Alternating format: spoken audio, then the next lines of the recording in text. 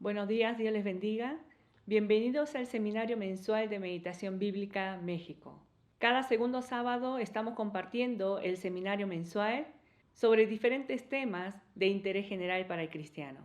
Y en esta ocasión, en el mes de junio, también Dios nos ha concedido la misericordia y de su gracia para que podamos dedicar este tiempo compartiendo de su palabra y que podamos ser desafiados en esta mañana. Deseando que este seminario también sea un tiempo de bendición, vamos a poner este tiempo en la mano del Señor. ¿Oramos? Te agradecemos, Señor, por este día nuevamente, que tú nos permites fuerzas, tú nos permites de tu misericordia, Señor, para que nosotros podamos continuar nuestra vida en medio de tu misericordia, Señor. Gracias, Señor, porque a pesar de las circunstancias, nosotros estamos aquí reunidos, aunque no físicamente, pero estamos en un mismo sentir, en un mismo espíritu, anhelando escuchar tu palabra. Señor, que en esta hora nuevamente tú te reveles a cada uno de nosotros por medio de la palabra que vamos a compartir, Señor. Que no sea palabra humana, sino que sea una enseñanza que provenga de tu corazón. Te damos muchas gracias por lo que harás en esta hora en cada uno de nosotros y también ese fruto que llevaremos en tu presencia, Señor, por medio de la obediencia a tu palabra. Ponemos este tiempo en tus manos para que solamente tú te exaltes, tu nombre sea glorificado en esta hora. En el nombre del Señor Jesús oramos. Amén. No sé cuántos de ustedes están meditando con nosotros en el libro de Isaías.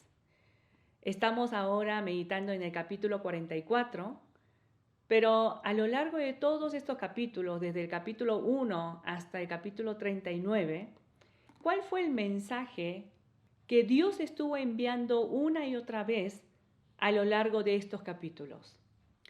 Creo que todos nosotros estaremos de acuerdo que el mensaje predominante de todos estos capítulos fue el juicio y el castigo de Dios. El mensaje de juicio y castigo de Dios enviando a las diferentes naciones, por ejemplo.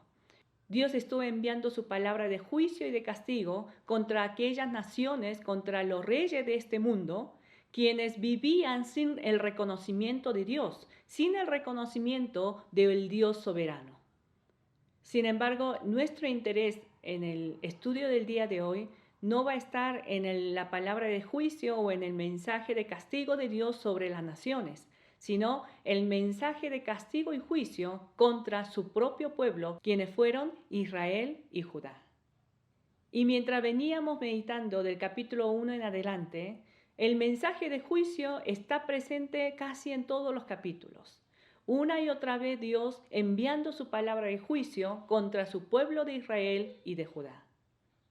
Entonces la pregunta es, ¿cómo fue la vida de aquel pueblo? ¿Cómo fue la vida de Israel y de Judá que tuvieron que terminar en un castigo y en el juicio de Dios? Es consecuencia de una vida en pecado, y lo que nosotros queremos hacer en esta mañana es ver a la luz de la palabra, a ver cuál fue ese pecado que estuvo presente todo el tiempo en la historia del pueblo de Israel y de Judá, que lo llevó a ambos pueblos al cautiverio. Quiero que me acompañen en el libro de Deuteronomio. Deuteronomio capítulo 7. Vamos a leer del verso 1 al 5. Dice así la palabra: Cuando Jehová tu Dios te haya introducido en la tierra en la cual entrarás para tomarla, y hayas echado delante de ti a muchas naciones, como al Eteo, Gergeseo, Amorreo, Cananeo, Fereseo, al Heveo, al Jebuseo, las 7 naciones mayores y más poderosas que tú. Esas 7 tribus eran los habitantes de la tierra de Canaán cuando el pueblo de Israel estaba a punto de entrar a esa tierra. Y Dios dice que cuando ellos entren a esa tierra, tienen que echar fuera a todos esos pueblos. Y Jehová tu Dios las hayas entregado delante de ti y las hayas derrotado, la destruirás del todo, dice el Señor. ¿Cuál era el deber que tenía el pueblo de Israel al entrar a la tierra de Canaán? Lo que ellos tenían que hacer era destruir completamente a las 7 tribus que estaban habitando la tierra de Canaán en ese momento. ¿Pero por qué? Hay una razón clara por la que Dios manda estas palabras. Y sigue diciendo en el versículo 3, y no emparentarás con ella, no darás tu hija a su hijo, ni tomarás a su hija para tu hijo, porque desviará tu hijo en pos de mí, y servirán a dioses ajenos, y el furor de Jehová se encenderá sobre vosotros, y te destruirá pronto. Mas así debéis de hacer con ellos. Sus altares destruiréis, y quebraréis sus estatuas, y destruiréis sus imágenes de acera, y quemaréis sus esculturas en el fuego. El mensaje de Dios más claro imposible. El pueblo de Israel, al tomar la tierra como posesión, como esa tierra prometida que Dios les estaba entregando, lo primero que debían hacer era destruir a todas las naciones, expulsar a todos los habitantes de la tierra de Canaán y no emparentarse con ninguno de ellos. ¿Por qué? Porque ese pueblo iba a desviar del camino de Dios para invitar a servir a otros dioses. Y finalmente en el verso 5 Dios dice, lo que ustedes tienen que hacer es derribar todas aquellas altares que los pueblos paganos levantaron para sus propios dioses. Vamos a continuar leyendo en el capítulo 8, en el siguiente capítulo 8, versículos 19 y 20. Dice así también, mas si llegares a olvidarte de Jehová tu Dios y anduvieres en pos de dioses ajenos y les sirvieres a ellos y te inclinares, yo lo afirmo hoy contra vosotros que de cierto pereceréis. Como la nación que Jehová destruirá delante de vosotros, así pereceréis por cuanto no habréis atendido a la voz de Jehová vuestro Dios. Aquí viene otra advertencia.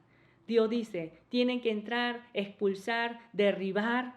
Sin embargo, si ustedes no hacen caso y comienzan a seguir sirviendo a otros dioses, los dioses de los cananeos, ¿cuál será la consecuencia de esa idolatría? Lo dice en el versículo 20, como las naciones que Jehová destruirá delante de vosotros, así pereceréis. Vamos a ver también el capítulo 9, versículo 7 en adelante. Capítulo 9, versículo 7 en adelante. Acuérdate, no olvides que has provocado la ira de Jehová tu Dios en el desierto, desde el día que saliste de la tierra de Egipto hasta que entrasteis a este lugar, habéis sido rebeldes a Jehová. En Horeb provocasteis la ira a Jehová y se enojó Jehová contra vosotros para destruiros. ¿De qué acontecimiento está hablando aquí Moisés? Está hablando de la historia del becerro de oro. Cuando en el monte Sinaí, cuando en el monte Horeb, según este pasaje, ellos levantaron al becerro de oro adorando como si adorara a Jehová. Si se acuerdan de esta historia, dice en el versículo 8, en Horeb provocaste la ira a Jehová y se enojó Jehová contra vosotros para destruiros. Cuando yo subí al monte para recibir las tablas de piedra, las tablas del pacto que Jehová hizo con vosotros, estuve entonces en el monte 40 días y 40 noches sin comer pan ni beber agua. Y me dio Jehová las 2 tablas de piedra escritas con el dedo de Dios, y en ella estaba escrito según todas las palabras que os habló Jehová en el monte, de en medio del fuego en el día de la asamblea. Versículo 11. Sucedió al fin de los 40 días y 40 noches, que Jehová me dio las 2 tablas de piedra, la tabla del pacto, y me dijo Jehová, levántate, desciende pronto de aquí, porque tu pueblo que sacaste de Egipto se ha corrompido. Pronto se han apartado del camino que yo les mandé, se han hecho una imagen de fundición. Prestemos atención aquí cuando dice en el versículo 12, y me dijo Jehová, levántate, desciende pronto de aquí, porque tu pueblo que sacaste de Egipto se ha corrompido. Dios estaba tan enojado contra el pueblo de Israel que en el versículo 12 no dice mi pueblo que yo saqué de la tierra de Egipto, sino le dice a Moisés, ese pueblo que tú sacaste de Egipto. Y sigue diciendo en el verso 12, pronto se han apartado del camino que yo les mandé, se han hecho una imagen de fundición. Y me habló Jehová diciendo, he observado a ese pueblo, y aquí que es pueblo duro de cerviz, déjame que lo destruya y borre su nombre debajo del cielo, y yo pondré sobre una nación fuerte y mucho más numerosa que ellos. Y volví y descendí del monte, el cual ardía en fuego, con las tablas del pacto en mis dos manos. Y miré, he aquí, habíais pecado contra Jehová vuestro Dios, os habíais hecho un becerro de fundición, apartándoos pronto del camino que Jehová os había mandado. Ellos habían entrado en pacto con Dios en el capítulo 19 del libro de Éxodo. Pero el acontecimiento del becerro de oro fue aproximadamente después de unos 40 días de haber hecho el pacto. Entonces, podemos imaginar el sentir que tuvo Dios viendo esa situación del pueblo de Israel, ¿verdad? ¿Cuál había sido la advertencia de Dios en el capítulo 7 de Deuteronomio? Que cuando ellos entraran a la tierra de Canaán, echaran fuera a todos los pueblos de aquella tierra, de esa manera evitando a caer en la idolatría de ellos. Y en el capítulo 9, Moisés, recordándole al pueblo lo que había sucedido en el monte Horeb, le suplica, le ruega al pueblo de Israel que no sigan a los dioses extraños. Ahora continuemos leyendo en el libro de Josué, capítulo 24, en el libro de Josué, capítulo 24, a ver cómo continúa la historia del pueblo de Israel. Capítulo 24, en el versículo 14 en adelante. Dice así, en el capítulo 24 de Josué, versículo 14 en adelante. Ahora pues, temed a Jehová y servirle con integridad y en verdad, y quitad de entre vosotros los dioses a los cuales sirvieron vuestros padres al otro lado del río y en Egipto, y servid a Jehová.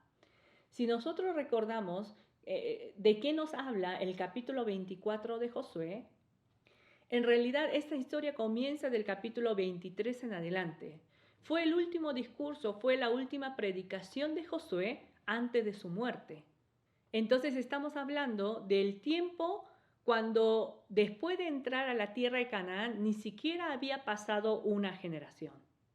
Ya en ese momento, ¿qué dice Josué en el versículo 14? Ahora pues temed a Jehová y servirle con integridad y en verdad, y quitad de entre vosotros los dioses a los cuales sirvieron vuestros padres al otro lado del río y en Egipto, y servid a Jehová. ¿Qué significa esto?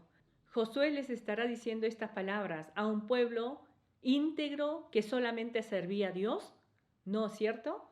Aquí Josué está denunciando que en medio del pueblo de Israel había idolatría.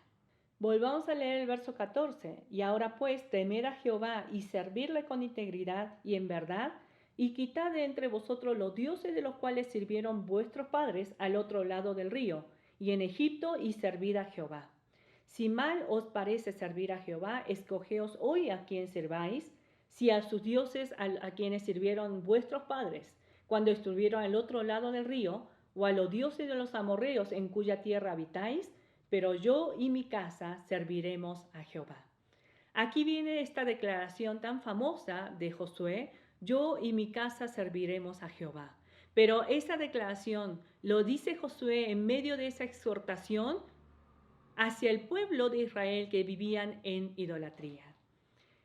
Estas palabras de Josué está sacando a luz de que el pueblo de Israel no solamente estaban sirviendo a Dios, sino estaban sirviendo también juntamente a los ídolos de los amorreos, de los cananeos, a los ídolos de sus padres, que los padres servían antes de cruzar el río Jordán. Esta era la condición real del pueblo de Israel. Pero me llama la atención la reacción ante estas palabras de Josué del pueblo de Israel. Dice así en el verso 16, entonces el pueblo respondió y dijo, nunca tal acontezca que dejemos a Jehová para servir a otros dioses, porque Jehová nuestro Dios es el que nos sacó a nosotros, a nuestros padres, de la tierra de Egipto, de la casa de servidumbre, el que ha hecho estas grandes señales y nos ha guardado por todo el camino por donde hemos andado y en todos los pueblos por entre los cuales pasamos. Ellos reconocen con su boca que Dios fue quien los sacó de la tierra de Egipto, que Dios fue quien los guió por todo este camino. Y dice en el verso 18, Jehová arrojó de delante de nosotros a todos los pueblos y al amorreo que habita en la tierra, nosotros pues también serviremos a Jehová porque Él es nuestro Dios. Si nosotros extraemos solamente estos dos versos, la declaración del pueblo de Israel pareciera ser una declaración de fe, que realmente ellos estaban declarando de esta manera porque así estaban viviendo. Pero sigamos leyendo cómo era la vida de ellos. Entonces Josué dijo al pueblo: no podréis servir a Jehová porque Él es Dios santo y Dios celoso, no sufrirá vuestras rebeliones y vuestros pecados. Si dejareis a Jehová y sirviereis a dioses ajenos, Él se volverá y os hará mal y os consumirá después que os ha hecho bien. El pueblo entonces dijo a Josué: no, sino que a Jehová serviremos. Y Josué respondió al pueblo: vosotros sois testigos contra vosotros mismos de que habéis elegido a Jehová para servirle. Y ellos respondieron: testigos somos. Quitad pues ahora los dioses ajenos que están entre vosotros e inclinad vuestro corazón a Jehová Dios de Israel. Y el pueblo respondió a Josué: a Jehová nuestro Dios serviremos y a su voz obedeceremos. ¿Qué les parece la reacción del pueblo de Israel? Aunque ellos estaban confesando con sus labios que Dios era el que los había sacado de esa esclavitud egipcia, que solamente era el Dios, Jehová, el Dios de ellos, que Dios había peleado por ellos contra los pueblos enemigos, pero aún así ellos continuaban sus vidas en medio de la idolatría. ¿Cuál fue el pecado que llevó al pueblo de Israel y a Judá hacia la destrucción y al juicio de Dios?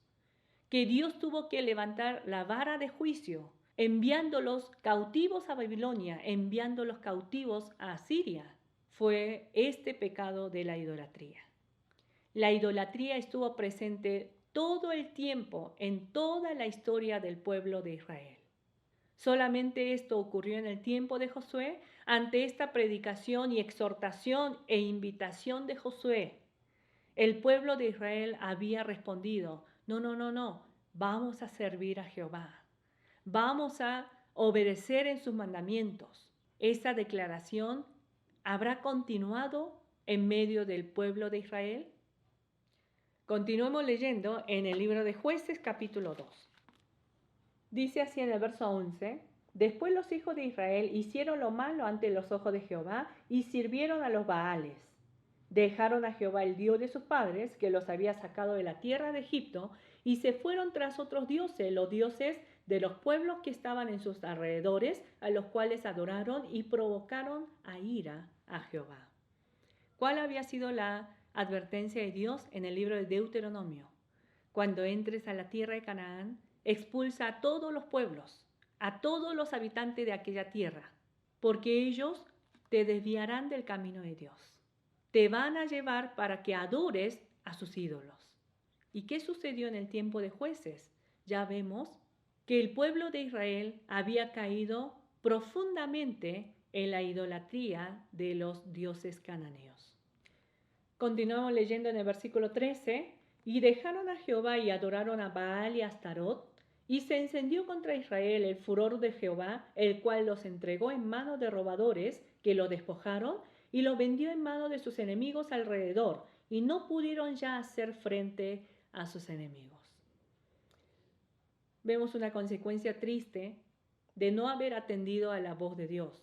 Y de esta manera tan lamentable continúa la historia del pueblo de Israel, no pudiendo quitar, derribar, expulsar a los pueblos paganos. Al contrario, ellos se dejaron llevar por los pueblos paganos sirviendo a sus dioses, como Baal y Astarot. Ahora quisiera que vayamos al libro de Primera de Reyes, capítulo 15. Primero veamos el capítulo 12, versículo 25 al 33. Dice la palabra: entonces reedificó Jeroboam a Siquem en el monte de Efraín y habitó en ella, y saliendo de allí reedificó a Penuel. Y dijo Jeroboam en su corazón: ahora se volverá el reino a la casa de David. Si este pueblo subiera a ofrecer sacrificios en la casa de Jehová en Jerusalén, porque el corazón de este pueblo se volvió a su señor Roboam, rey de Judá, y me matarán a mí y se volverán a Roboam, rey de Judá. Recordemos un poquito la historia y ubiquémonos en el tiempo. Después del tiempo de los jueces, comienza la monarquía en el pueblo de Israel. Si recordamos en 1 Samuel capítulo 8, el pueblo de Israel se dirige a Dios para pedir un rey como otras naciones. No vamos a entrar en detalles, pero a través de esa petición del pueblo de Israel, Dios le concede el primer rey sobre ellos, quien fue Saúl. La monarquía de Saúl, David y de Salomón fue un reino unido, o sea, las 12 tribus de Israel estaba bajo un solo gobierno. Pero después del tiempo de Salomón, nosotros conocemos la historia seguramente, ocurre la división de este reino. Las 10 tribus del norte comienza a llamarse Israel y las 2 tribus del sur comienza a llamarse el reino de Judá a partir de ese momento. Y aquí estamos viendo esa división. Las 10 tribus del norte comienza a gobernar un hombre llamado Jeroboam, que fue uno de los siervos de Salomón, que si nosotros leemos en los versículos anteriores, también Dios lo levanta para que él fuera el rey sobre Israel. Dios le da los mismos mandamientos, le da la misma promesa de bendición en caso de que él estuviera fiel, atento y obediente a las palabras de Dios. Sin embargo, miren lo que dice en el versículo 25. Entonces reedificó Jeroboam a Siquem en el monte de Efraín y habitó en ella, y saliendo de allí reedificó a Penuel. Y dijo Jeroboam en su corazón: ahora se volverá el reino a la casa de David. Si este pueblo subiera a ofrecer sacrificio en la casa de Jehová en Jerusalén, porque el corazón de este pueblo se volverá a su señor Roboam, rey de Judá, y me matarán a mí, y se volverá a Roboam, rey de Judá.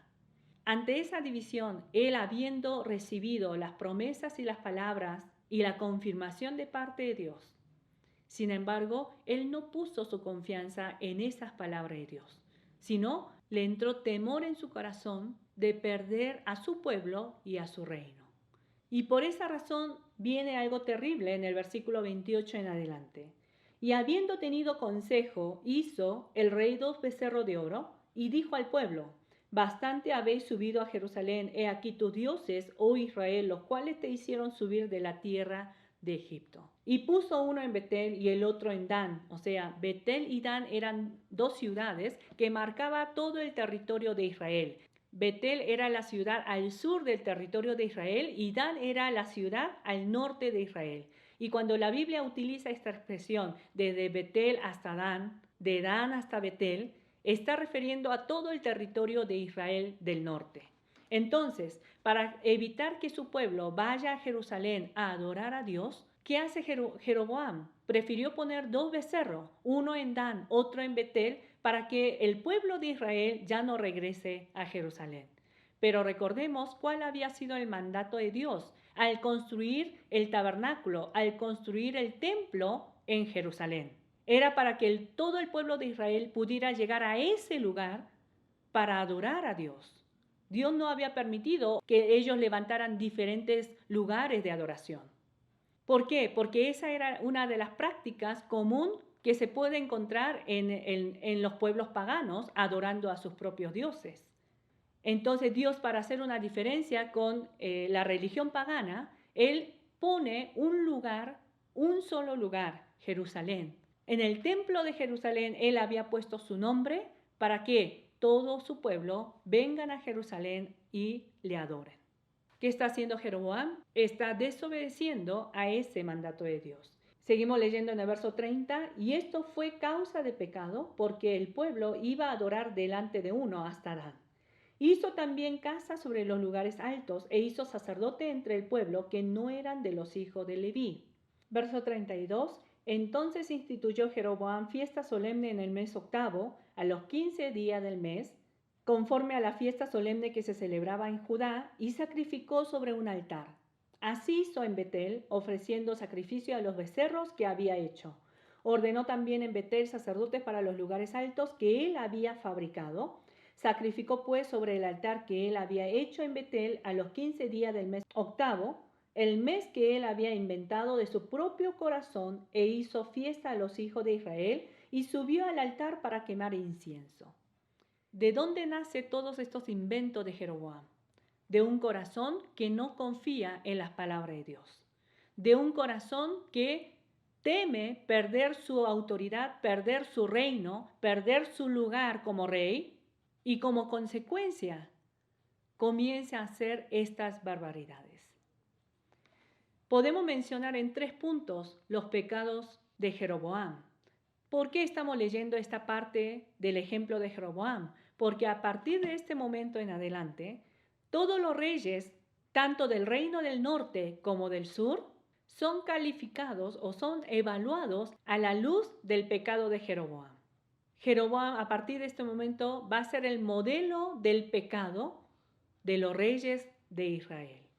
¿Cuáles fueron sus 3 pecados? Así para mencionar, para que sea de fácil entendimiento, el primer pecado lo vemos en el verso 28. Habiendo tenido consejo, hizo rey 2 becerros de oro y dijo al pueblo: bastante habéis subido a Jerusalén, he aquí tus dioses, oh Israel, los cuales te hicieron subir de la tierra de Egipto. Él llevó a su pueblo, a toda una nación, a todo un pueblo entero, a la idolatría. Levantó becerros y pregonó, diciendo: estos son tus dioses que te sacaron de la tierra de Egipto. Estas fueron las palabras de Aarón en el tiempo del Éxodo, capítulo 32. Está ocurriendo la misma historia. Segundo pecado de Jeroboam, en el verso 31. Hizo también casa sobre los lugares altos e hizo sacerdote de entre los pueblos que no eran de los hijos de Leví. Dios había dicho que solamente la tribu de Leví podía ejercer el sacerdocio. Sin embargo, no le importó la ley de Dios, no le importó los mandamientos de Dios. Versículo 32. Entonces instituyó Jeroboam fiesta solemne en el mes octavo, a los 15 días del mes. También las fiestas solemnes fue instituido por Jeroboam de acuerdo a su corazón, no al mandato de Dios. Continuamos leyendo en el capítulo 15 de este mismo libro, en el versículo 25 y 26. Dice la palabra: Nadab, hijo de Jeroboam, comenzó a reinar sobre Israel en el 2.º año de Asa, rey de Judá, y reinó sobre Israel 2 años. E hizo lo malo ante los ojos de Jehová, andando en el camino de su padre y en los pecados con que hizo pecar a Israel.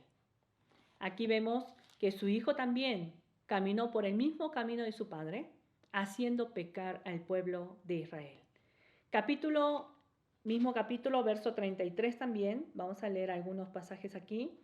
Dice en el verso 33: en el 3.er año de Asa, rey de Judá, comenzó a reinar Baasa, hijo de Ahías, sobre todo Israel en Tirsa, y reinó 24 años. E hizo lo malo ante los ojos de Jehová, y anduvo en el camino de Jeroboam y en su pecado con que hizo pecar a Israel.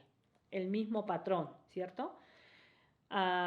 Vamos a saltearnos a Segunda de Reyes, capítulo 12. Segunda de Reyes, capítulo 12, versículo 2 y 3. Dice la palabra: y Joás hizo lo recto ante los ojos de Jehová todo el tiempo que le dirigió el sacerdote Joiada. Aquí podemos encontrar el ejemplo de un rey bueno.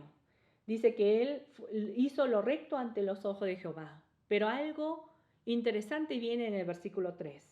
Con todo eso, los lugares altos no se quitaron, porque el pueblo aún sacrificaba y quemaba incienso en los lugares altos. Aunque este rey había caminado haciendo lo recto delante del Señor, ¿en qué había fallado? En derribar los altares que había en el pueblo.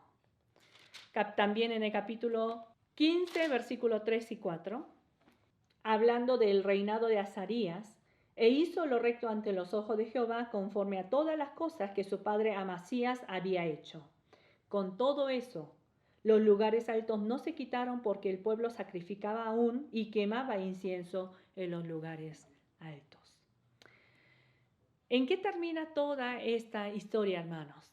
Y por último, quisiera que vayamos a leer en el capítulo 21 de Segunda de Reyes, 21 de Segunda de Reyes, para que veamos el colmo de toda esta idolatría. En el capítulo 21, del verso 1 en adelante, dice la palabra: de 12 años era Manasés cuando comenzó a reinar, y reinó en Jerusalén 55 años. ¿Quién fue Manasés? El hijo del rey Ezequías, que estuvimos meditando la semana anterior. Y dice en el verso 2: E hizo lo malo ante los ojos de Jehová, según las abominaciones de las naciones que Jehová había echado delante de los hijos de Israel, porque volvió a edificar los lugares altos que Ezequiel su padre había derribado. ¿Qué había hecho su padre? Había derribado en obediencia a Dios todos los altares que el pueblo había levantado. Sin embargo, su hijo Manasés lo vuelve a levantar esos altares. Levantó altares a Baal e hizo una imagen de acera, como había hecho Acab, rey de Israel. Adoró a todo el ejército de los cielos y rindió culto a aquellas cosas. ¿Levantó altares para quién? Para Baal y Acera.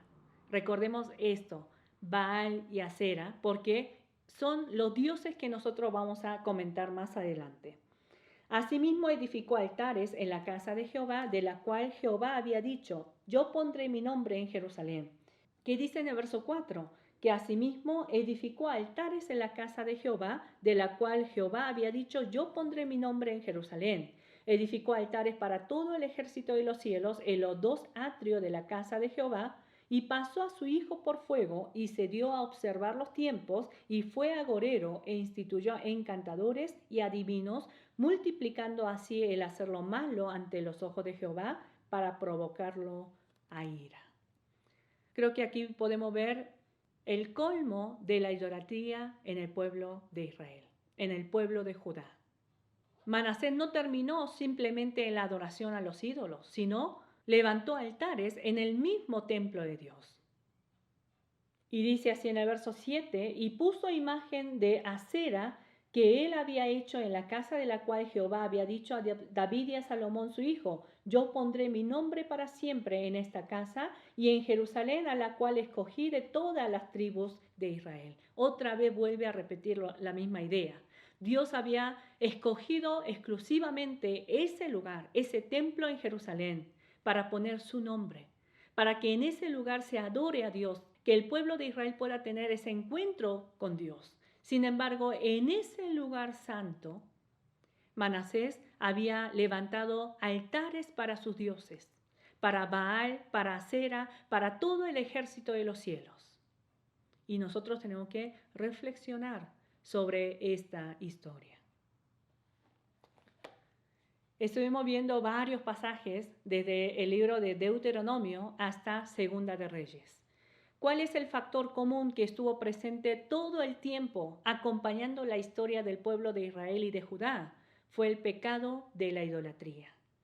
Y a causa de este pecado, el pueblo de Israel, si nosotros vemos en Segunda de Reyes capítulo 17, el reino del norte es destruido en manos de los asirios. Y si vemos en el capítulo 25, el reino del sur, Judá, también es destruido y desterrado por mano de los babilonios. Hermanos, tenemos que reflexionar cómo es que llegan a esta consecuencia, a esta situación tan lamentable, el pueblo de Israel como el pueblo de Judá. Ese pueblo que Dios había rescatado de la esclavitud egipcia, que los había llevado a su presencia para hacer de ellos su propio pueblo. Y él había edificado una morada en medio de su pueblo para habitar juntamente con su pueblo.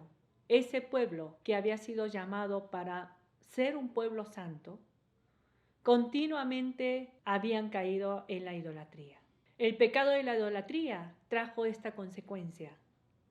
Pero ahora, recordando de los pasajes que hemos leído, tanto en Josué, Jueces, o como en el tiempo de los reyes, el pueblo de Israel dice que habían levantado altares para Baal y Acera. ¿Quiénes eran Baal y Acera? ¿Qué es eso? ¿Qué representan esos dioses paganos? ¿Será simplemente dioses paganos de aquel tiempo, del tiempo del Antiguo Testamento, que ya no tienen una relación con nosotros? ¿O esa idolatría del pueblo de Israel tiene una relación directa con nuestras vidas hoy en la actualidad?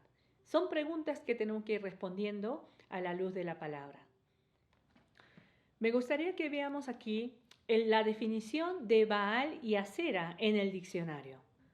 Baal, o sea, el significado de Baal es amo o señor, es una antigua divinidad de varios pueblos situados en Asia Menor. Era el dios de la lluvia, el trueno y la fertilidad.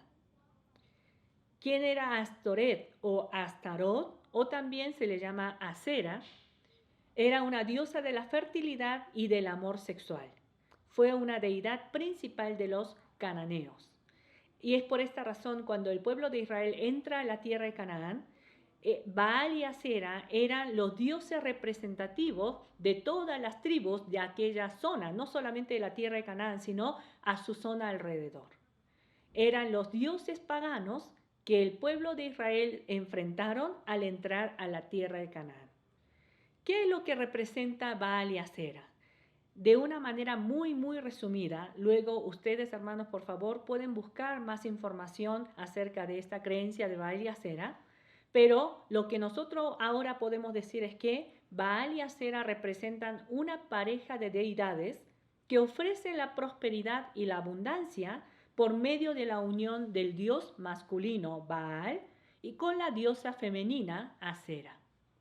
Los pueblos antiguos que servían a estos dioses creían que por la unión del dios Baal y la diosa Acera iban a disfrutar de la prosperidad en la agricultura y así poder vivir una vida abundante. Para que estos dioses puedan unirse, su ritual consistía en hacer actos sexuales con las profetisas de Baal en su templo. Los dioses paganos representativos en el Antiguo Testamento eran los dioses Baal y Acera, aunque nosotros sabemos que cada pueblo o cada región adoraban a dioses con diferentes nombres, pero la base de las religiones paganas es la misma. ¿Qué es lo que está debajo de todas aquellas prácticas idólatras del hombre? ¿No es el deseo de alcanzar prosperidad, abundancia, éxito, para que su Dios cumpla sus deseos, sus necesidades, satisfaga sus propósitos? ¿No es eso? Es por esta razón que, aunque en el Antiguo Testamento la idolatría es representada a través de imágenes, estatuas, algo visible, dice de la siguiente manera en el Nuevo Testamento el apóstol Pablo. Vamos a buscar algunos pasajes en el Nuevo Testamento. Efesios capítulo 5, versículo 5. Dice así la palabra: porque sabéis esto, que ningún fornicario o inmundo o avaro, que es idólatra, tiene herencia en el reino de Cristo y de Dios. Volvemos a leer cómo define Pablo la idolatría en el tiempo del Nuevo Testamento. Dice: porque sabéis esto, que ningún fornicario o inmundo o avaro, que es idolatría. O sea, la avaricia dice que es la idolatría. Vamos a buscar otro pasaje en el libro de Colosenses. Colosenses capítulo 3, versículo 5. Así dice la palabra: haced morir pues lo terrenal en vosotros, fornicación, impureza, pasiones desordenadas, malos deseos y avaricia, que es idolatría. De la misma manera en Colosenses nos dice que la avaricia del hombre es la idolatría. Romanos capítulo 16, verso 18 también. Romanos capítulo 16, versículo 18. Porque tales personas no sirven a nuestro Señor Jesucristo, sino a sus propios vientres, y con suaves palabras y lisonjas engañan los corazones de los ingenuos. ¿Qué dice aquí en el verso 18? Que tales personas, las personas que viene hablando en el versículo 17, mas os ruego, hermanos, que os fijéis en los que causan divisiones y tropiezos en contra de la doctrina que vosotros habéis aprendido y que os apartéis de ellos. Había en la iglesia primitiva personas que se infiltraban en la congregación para traer división, desviando a las personas de la doctrina de Cristo. Sobre aquellas personas, en el versículo 18 dice: porque tales personas no sirven a nuestro Señor Jesucristo, sino a sus propios vientres. Vamos a leer Filipenses también y luego vamos a ver por qué Pablo utiliza esta expresión. Filipenses capítulo 3, en el versículo 18 y 19. También aquí hablando de los que son enemigos de la cruz, dice así: porque por ahí andan muchos, de los cuales os dije muchas veces, y aún ahora lo digo llorando, que son enemigos de la cruz de Cristo. ¿Quiénes? En el versículo 19 dice: el fin de los cuales será perdición, cuyo Dios es el vientre y cuya gloria y su vergüenza, que solo piensan en lo terrenal. Pablo, tanto en la epístola a los romanos como en la epístola a los filipenses, habla de aquellos hombres que entran a la iglesia para traer división, desviando a la iglesia de la doctrina de Cristo, de la doctrina de la salvación. Y aquí en Filipenses dice que aquellos hombres son enemigos de la cruz.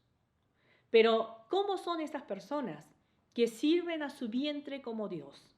Ahora tenemos que hacer un alto y pensar, ¿por qué Pablo estará comparando al vientre como idolatría? ¿Cómo es nuestro vientre? Nuestro vientre nunca se sacia de manera completa. ¿Qué significa esto? Nosotros desayunamos, comemos, cenamos, pero al siguiente día otra vez sentimos hambre. Después de unas horas, otra vez sentimos hambre y tenemos ganas de comer. Comemos y por un tiempo sentimos el satisfecho, pero sin embargo, después de poco tiempo, otra vez nuestro vientre exige alimento. Así es nuestra avaricia, hermanos. ¿Cómo es la avaricia del hombre? Nunca se sacia. Por eso, todas aquellas personas que viven deseando satisfacer la avaricia de nuestro corazón, la Biblia llama a ese tipo de personas como idólatras. Muchas veces podemos meditar en el Antiguo Testamento viendo la idolatría del pueblo de Israel y nosotros como que nos sentimos lejano o ajeno a esa idolatría. Pero según Pablo, ¿qué es la idolatría? No es simplemente la adoración a los ídolos, a una estatua o algo que nosotros podemos ver con nuestros ojos, sino la idolatría está dentro de nosotros. El deseo de querer alcanzar nuestros propósitos, el deseo de suplir nuestras necesidades y el deseo de querer hacer lo que yo quiero, a eso Pablo llama idolatría. Relacionando esto con la religión de Baal y Asera, ¿qué es lo que ofrece las religiones de este mundo representado por Baal y Asera? ¿No es eso? Una vida próspera, una vida abundante, una vida cómoda. Tú puedes lograr tus propósitos. Pide a Dios para que Él cumpla tus sueños. ¿No es eso? Ahora quisiera que vayamos al libro de Génesis para ver desde dónde comienza toda esta idolatría. Génesis capítulo 3, versículo 1. Génesis capítulo 3, versículo 1. En realidad, para hablar del capítulo 3, es necesario recordar el capítulo 2, especialmente el versículo 17. Pero en esta ocasión nos vamos a concentrar en el capítulo 3, solamente recordando el significado del mandamiento del capítulo 2, verso 17. Mas del árbol de la ciencia del bien y del mal no comerás, porque el día que de él comieres, ciertamente morirás. Ese era el mandato que Dios le había dado a Adán. En el seminario anterior que yo compartí en el mes de abril, hablando acerca del plan de salvación en el libro de Éxodo, pude desarrollar un poco sobre estos primeros capítulos del libro de Génesis. Si gustan, pueden ver el video del seminario del mes de abril para completar esta idea.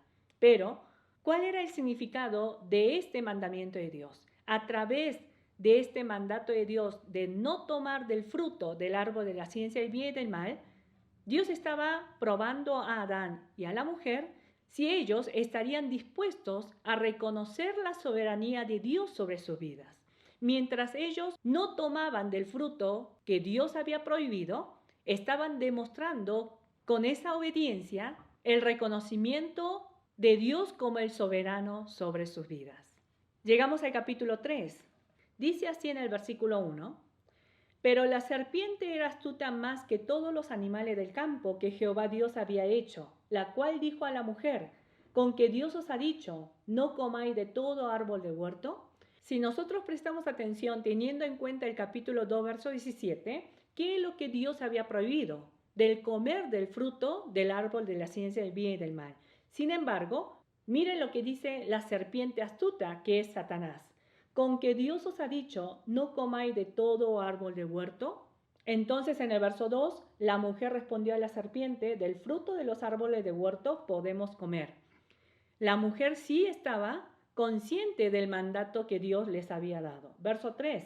Pero del fruto del árbol que está en medio del huerto, dijo Dios, no comeréis de él ni le tocaréis para que no muráis. Dios nunca le había dicho a Adán y a la mujer que no tocaran, sino simplemente el mandato de Dios era no comer de ese fruto. Sin embargo, aquí en el versículo 3, Eva no estaba tan seguro del mandato de Dios. Entonces en el versículo 4, la serpiente dijo a la mujer, no moriréis. Mire cómo es el proceso de la tentación de Satanás. Primero se acerca a la mujer con una palabra similar, sin embargo diferente a la palabra de Dios. Con que Dios os ha dicho, no comáis de todo árbol del huerto.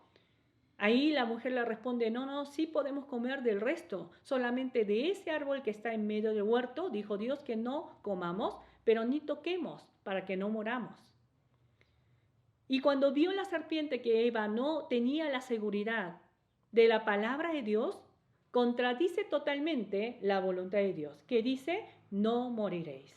Verso 5, sino que sabe Dios que el día que comáis de él, serán abiertos vuestros ojos y seréis como Dios sabiendo el bien y el mal. Aquí me detengo porque es aquí donde comienza toda la idolatría en la historia humana. ¿Cuál era la tentación de Satanás que le ofrece a la mujer? Tomando de ese fruto, desobedeciendo a Dios, desobedeciendo al mandato de Dios, no vas a morir, sino al contrario, serán abiertos vuestros ojos y seréis como Dios. Entonces Adán y la mujer aceptaron la propuesta de Satanás, tomando del fruto del árbol para ser como Dios, sabiendo el bien y el mal. Prestemos atención aquí.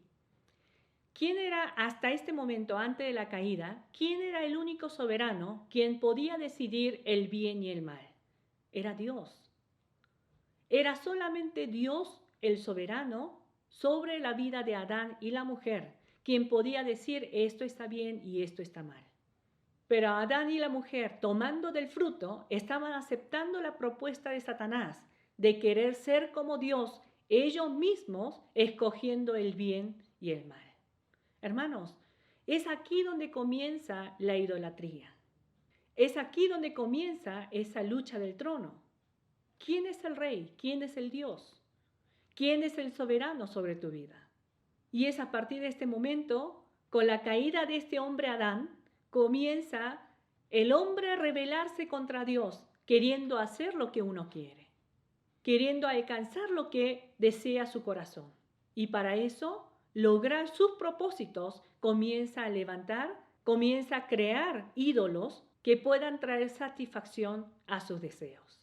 El hombre ha creado las falsas religiones, los falsos dioses, pero sin el fruto del árbol de la ciencia del bien y del mal. ¿Qué significa esto? El hombre continuamente ha creado dioses falsos, ha creado a sus propios ídolos y sus propias religiones que pueda satisfacer su avaricia, su concupiscencia, pero sin exigencia del cumplimiento de sus mandamientos. ¿Sí me doy a entender?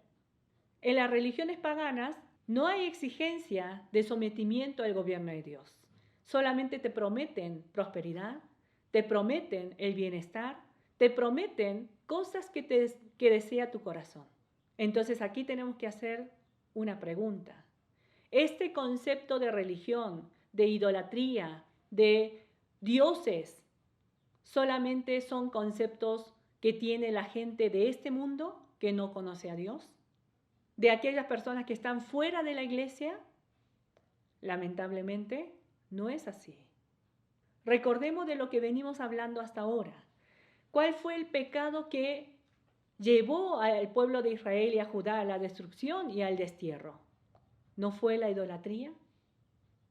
Nosotros vemos que en el pueblo de Israel como en Judá, nunca dejaron de entregar sacrificios a Dios.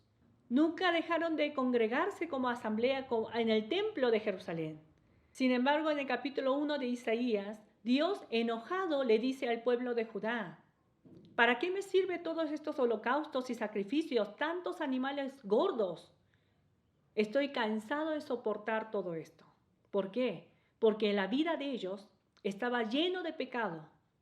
lleno de idolatría, que los hacía vivir una vida egocéntrica solamente buscando el bien propio, el provecho propio. ¿Por qué no pudieron dejar de servir a Baal y Acera? Porque la religión de Baal y Acera no te exige, solamente te ofrece, te promete una prosperidad, una vida abundante y una vida exitosa en este mundo. Pero recordemos, ¿de dónde rescató Dios al pueblo de Israel? No es de esa vida vana que ellos vivían en la tierra de Egipto. De esa vida de idolatría, Dios los ha rescatado. ¿Para qué? Para que ellos fueran su pueblo, que ellos puedan vivir en conformidad con Dios, declarando que Dios solamente es suficiente para ellos. Sin embargo, el pueblo de Israel no pudieron vivir en esa fidelidad con Dios. Ahora traigamos esta historia a nuestra actualidad. ¿Qué está sucediendo en nuestras iglesias hoy en día?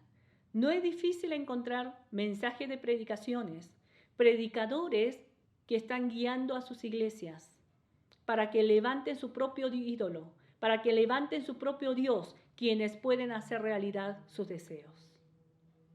Tenemos que examinar sobre esta situación que estamos viviendo. La Biblia claramente dice que eso es idolatría. El buscar querer satisfacer nuestros deseos como hombres, el buscar satisfacer nuestros deseos, la avaricia nuestra, eso es idolatría según Pablo. El cristiano ha sido liberado de esa clase de vida que vivíamos en el mundo, siguiendo nuestros placeres, siguiendo nuestros deseos, querer cumplir y alcanzar nuestras metas. Porque Dios nos ha dado una nueva vida para que, habiendo nacido en Él, entreguemos nuestro cuerpo como sacrificio vivo delante de Él. Pero ¿cómo es posible que las mismas iglesias cristianas estén instando a los cristianos, estén descarriando a la iglesia de Cristo para que continúe en su vida de idolatría? Y lo peor es que muchas personas, aún asistiendo a las iglesias, aún conociendo la palabra, aún teniendo la Biblia en sus manos, no tienen el discernimiento de que eso es idolatría. Y como consecuencia, ¿en qué se han convertido nuestras oraciones? En armas para mover a Dios, para que Dios haga y cumpla nuestros deseos. Esto es algo terrible. Es una situación lamentable que nosotros tenemos que arrepentirnos delante del Señor. La oración que nos enseña la Biblia no es pedir lo que yo quiero a Dios. No es mover a Dios para que Él obre a mi favor siempre. No. Así no oró David. Así no oró Jesús. Buscamos en el libro de Lucas, capítulo 9. Lucas, capítulo 9. En el versículo 22 y 23 dice la palabra: y diciendo, es necesario que el Hijo del Hombre padezca muchas cosas y sea desechado por los ancianos, por los principales sacerdotes y por los escribas, y que sea muerto y resucite al tercer día. Jesús aquí está anunciando acerca de su padecimiento y muerte. Enseguida, después de hablar estas cosas, en el verso 23 sigue diciendo, y decía a todos, si alguno quiere venir en pos de mí, niéguese a sí mismo, tome su cruz cada día y sígame. ¿Qué dice el Señor Jesús? Jesús no le dice a los discípulos, lo que tú quieras, pídele a Dios y Dios te lo va a conceder. Aunque, hago una aclaración, hay algunos pasajes bíblicos que nosotros hemos sacado del contexto y le hemos dado ese entendimiento, que en esta ocasión no es para hablar de eso, pero prestemos atención a lo que dice aquí Jesús. Después de haber anunciado acerca de su padecimiento y muerte, en cumplimiento a la voluntad de su Padre, continúa en el versículo 23 diciendo, si alguno quiere venir en pos de mí, si alguno quiere ser mi discípulo, niéguese a sí mismo, tomando su cruz cada día y sígame. ¿Qué es tomar la cruz? Es morir cada día nuestro egoísmo, nuestra voluntad, nuestra avaricia. ¿Para qué? Para poder aceptar la voluntad de Jesús, aceptar la voluntad de Dios y obedecer en esa voluntad. Vamos a buscar otro pasaje en el capítulo 14 del libro de Lucas, versículo 27. Y el que no lleva su cruz y viene en pos de mí, no puede ser mi discípulo. Aquí nuevamente Jesús le dice, ¿quién es el que realmente puede ser mi discípulo? No cualquiera, hermanos, sino el que lleva su cruz, negándose a sí mismo. En estas palabras de Jesús, ¿dónde nosotros podemos encontrar fundamentos para decir que Dios está para cumplir nuestros deseos? De ninguna manera. Nosotros existimos para cumplir el propósito de Dios, para cumplir la voluntad de Dios. ¿Cuál es el mensaje del Evangelio que usted y yo estamos predicando hoy en día? ¿No sería importante que tomemos el tiempo para poder examinar, a ver, cuál es el mensaje que yo hoy estoy predicando? Muchas veces cuando voy a diferentes lugares, les pregunto a los hermanos, ¿qué es la idolatría? Y la mayoría de las veces me responde de la siguiente manera. La idolatría son todas aquellas cosas que anteponemos a Dios. En parte yo estoy de acuerdo con esta definición, pero siguiendo el hilo de lo que venimos viendo el día de hoy, el ídolo será quizás el dinero o la fama que quiero alcanzar o el éxito que quiero lograr o la salud que quiero tener. ¿Serán estas cosas la idolatría o el ídolo? Tenemos que entender lo siguiente, basado en capítulo 3 de Génesis. Todas estas cosas que nosotros vemos aquí, como el éxito, como la salud, como la prosperidad, como el dinero, como la influencia que quiero tener, todas estas cosas es una manifestación de la avaricia del corazón humano. Solamente es una manifestación. Entonces, ¿cómo nosotros debemos entender la idolatría? Así como vimos en Génesis capítulo 3, versículo 1 en adelante, cuando Satanás viene y tienta a la mujer, que finalmente Adán y la mujer tomaron del fruto, queriendo ser igual a Dios, este círculo representa esa vida caída del hombre. ¿Cómo nos dice en Génesis capítulo 3, versículo 1 en adelante? Que Adán y la mujer tomaron del fruto, declarando que ya Dios no sería el soberano sobre su vida, sino ellos mismos ocuparían el lugar de Dios para gobernar su propia vida. Y es lo que nos muestra este gráfico, la imagen del hombre natural que vive independientemente de Dios. Está el yo, sentado en el trono, y Jesús está fuera de la vida de aquella persona. Entonces, ese yo comienza a querer alcanzar la prosperidad, el éxito, la abundancia, una salud, influencia, etcétera, etcétera. Entonces, hermanos, lo que nosotros pensamos que eran nuestros ídolos, el dinero o la salud o todas estas cosas que vemos aquí, no es en realidad el ídolo que nosotros hemos levantado, sino ¿quién es el ídolo?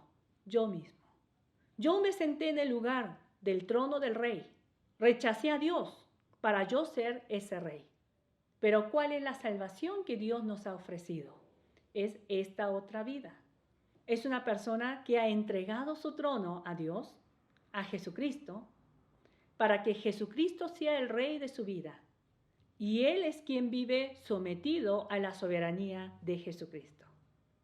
Este segundo círculo está representando la vida del salvo. Si algunos de ustedes conocen el material de las 4 leyes espirituales, aparecen estos 2 círculos, presentando al hombre que es pecador, que está fuera de Dios, y al hombre que ha recibido y aceptado al Señor Jesucristo como su Salvador. Pero yo quisiera presentarles un tercer círculo que representa la realidad de muchos cristianos el día de hoy. ¿Qué representa este tercer círculo? Quizás sea una persona que haya aceptado algún día al Señor Jesús abriendo su corazón. Pero ¿quién es el que está todavía gobernando en el trono? Es el yo. Y esta fue la condición del pueblo de Israel y de Judá, que sirviendo a Dios, continuaron ellos ocupando el trono de sus vidas, queriendo utilizar la fuerza de Dios, queriendo utilizar a Jesucristo para alcanzar sus metas y sus propósitos. Hermanos, en realidad este tercer círculo no debería de existir. ¿Somos cristianos o no somos cristianos? Pero lamentablemente hoy en día dentro de las iglesias, ¿cuántas veces podemos encontrar un cristiano entre comillas, que está llevando este tipo de vida?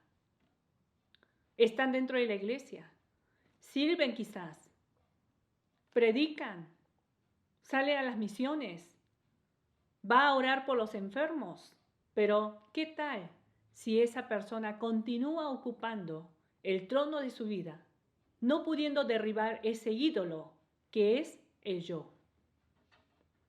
Es un gran problema, ¿no? Yo sé que este tema de la idolatría realmente es un tema muy amplio y quisiera tocar y compartir con ustedes diferentes ejemplos también, tanto en el Antiguo como en el Nuevo Testamento. Sin embargo, pienso que en esta ocasión nos vamos a conformar con presentar este problema a ustedes para que juntos podamos reflexionar sobre nuestras vidas como cristianos. Es necesario que vayamos a la palabra, que nos acerquemos cada día a la palabra de Dios, para que esa luz de la palabra pueda reflejar nuestra condición y poder discernir en qué condición yo me encuentro delante del Señor. Descartemos esto, el primer círculo. Pero yo hoy estoy viviendo esa vida de salvación, reconociendo cada día la soberanía de Dios sobre mi vida, declarando que estoy viviendo en el reino de Dios por medio de una vida en obediencia, o yo sigo permaneciendo en el trono de mi vida, queriendo manipular el poder de Dios para mis deseos, para alcanzar mis propósitos. Seriamente necesitamos reflexionar sobre nuestras vidas. Pero qué triste sería si el mensaje de Isaías terminara con la ira y el juicio de Dios solamente. Por la misericordia de Dios, el libro de Isaías, a partir del capítulo 40 en adelante, aunque en los capítulos anteriores también en pequeñas porciones nos vino mencionando acerca del plan de salvación, a partir del capítulo 40, Dios anuncia acerca de la restauración y de esa salvación que Dios perfeccionaría en su pueblo. Quisiera ahora sí que vayamos a Isaías capítulo 30, que es el tema que yo escogí para este seminario y es el pasaje que Dios me había puesto en mi corazón para poder compartir con ustedes. Isaías capítulo 30, versículo 18 al 22. Dice la palabra: por tanto Jehová esperará para tener piedad de vosotros y por tanto será exaltado teniendo de vosotros misericordia, porque Jehová es Dios justo, bienaventurados todos los que confían en él. Ciertamente el pueblo morará en Sión, en Jerusalén nunca más llorarás, el que tiene misericordia se apiadará de ti, y al oír la voz de tu clamor te responderá. Bien que os dará el Señor pan de congoja y agua de angustia, con todo, o sea, está hablando de ese juicio y el castigo que él iba a emitir a causa del pecado del pueblo de Judá, ¿cierto? Pero con todo, tus maestros nunca te serán quitados, sino que tus ojos verán a tus maestros. Entonces tus oídos oirán a tus espaldas palabra que diga: este es el camino, andad por él, y no echéis a la mano derecha, ni tampoco torzáis a la mano izquierda. Entonces profanarás la cubierta de tus esculturas de plata y la vestidura de tus imágenes fundidas de oro, las apartarás como trapo asqueroso. Sal fuera, le dirás. El tema del seminario de hoy es sal fuera. ¿A qué va a llevar al pueblo de Judá finalmente esa obra de restauración que Dios haría en ellos? A que este pueblo voluntariamente deseche de sus vidas a los ídolos, destruya esas imágenes que ellos habían levantado para su propio provecho, considerando esas esculturas como inmundicia, como trapo asqueroso, dice la palabra, diciendo, sal fuera. Pero hay algo que nosotros debemos entender aquí. Para este tiempo del Antiguo Testamento, esta restauración era algo futuro para ellos. Sin embargo, para nosotros, ya en Cristo Jesús, Dios ha cumplido la salvación que Él ha prometido por medio de Isaías. ¿Esto qué significa? Que Dios, al derramar de su Espíritu Santo en cada uno de los creyentes, en cada uno de nosotros, mediante la obra del Espíritu Santo, nos ha hecho personas quienes tenemos la capacidad de voluntariamente derribar nuestros altares y servir solamente a nuestro Dios. Estamos viviendo en esa gracia, hermanos. Esa obra de salvación ya ha sido hecho en el Señor Jesucristo. Y es por esa razón, ya nosotros podemos declarar con firmeza diciendo, sal fuera, a todas aquellas imágenes, ídolos que hemos levantado con nuestras propias manos. Hermanos, de acuerdo al estudio de hoy, ¿qué significa entonces sal fuera? En otras palabras sería, bájate del trono. Bájate del trono, entrega tu trono a Dios, para que Dios solamente sea el rey de tu vida. Este proceso de la salvación, la Biblia dice que es de Dios. Dios es quien comienza, Dios es quien va a llevar a cabo para alcanzar esa perfección de esta salvación. Pero nunca debemos olvidar que a pesar de que es la obra de Dios, también en gran parte de la Biblia nos invita a que nosotros voluntariamente dobleguemos nuestra voluntad para aceptar la soberanía de Dios sobre nuestras vidas. ¿Hay alguien que esté escuchando este mensaje el día de hoy? ¿Todavía está ocupando el trono de su vida? Dios le está invitando. Bájate de tu trono. Ya deja de servir a tus apetitos. Ya deja de servir a tu codicia. Sino acepta mi voluntad, acepta mi reino, para que yo pueda cumplir en ti el propósito que yo tuve desde antes de la fundación del mundo. Esta es la vida del verdadero cristiano, hermanos. Dios no es nuestro siervo.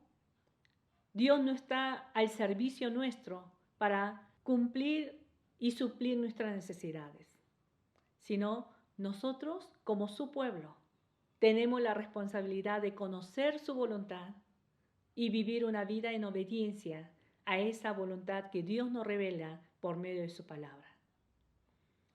Deseo de corazón que cada uno de los que están escuchando este mensaje puedan tomar un tiempo a solas con Dios, reflexionando seriamente sobre su vida en relación a Dios.